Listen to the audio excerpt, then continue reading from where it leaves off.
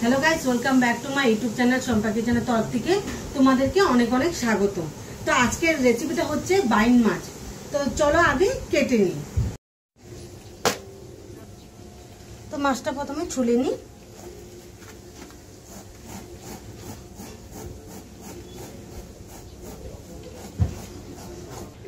তো আমার ছোলা হয়ে গেছে, তো চলো এখন কেটে নিই।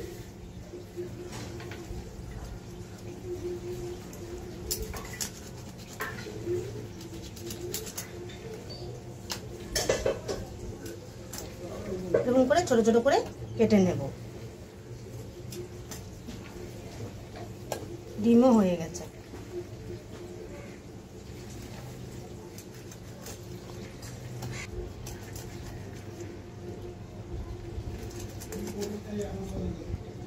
তো লবণ দিয়ে মেখে ধুয়ে নিই।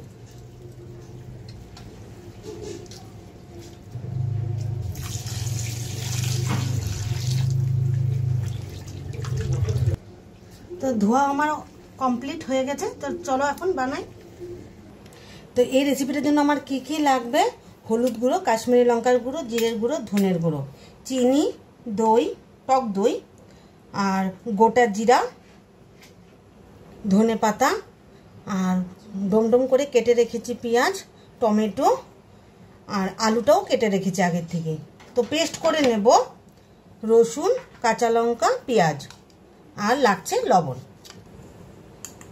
দিয়ে দিব লবণ, আর দিয়ে দিব হলুদ গুঁড়ো। মাছটা ভেজে নেব। কড়াই বসিয়ে দিয়েছি, দিয়ে দেব সরষের তেল। তেল গরম হয়ে গেছে, এক এক করে মাছগুলো ছেড়ে দিই।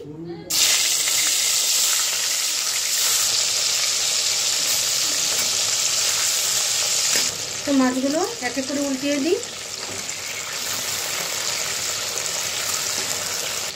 তো মাছগুলো ভাজা হয়ে গেছে, উঠিয়ে নিই।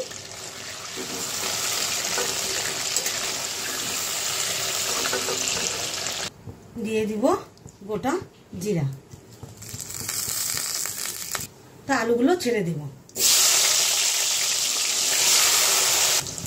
তো পেঁয়াজগুলো দিয়ে দিব।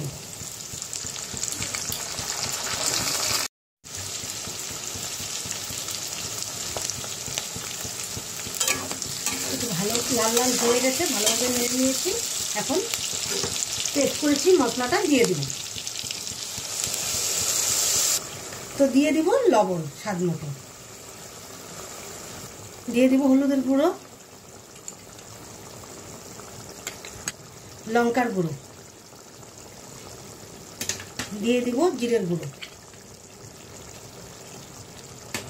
ধনের গুঁড়ো, চিনি দিয়ে দিব,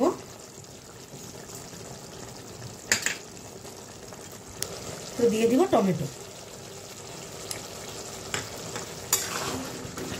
তো ঢেকে রাখবো। তো ঢাকনাটা উঠিয়ে দইটা দিয়ে দিব। তো ভালোভাবে নেড়ে নেব। তো মাছগুলো দিয়ে দিব।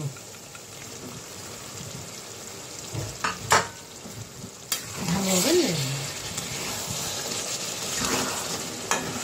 তো মশলাটা কষে গেছে, দিয়ে দিব সামান্য পরিমাণে জল। তো মাছটা আমার হয়ে গেছে, ধনেপাতা দিয়ে নামিয়ে নেব।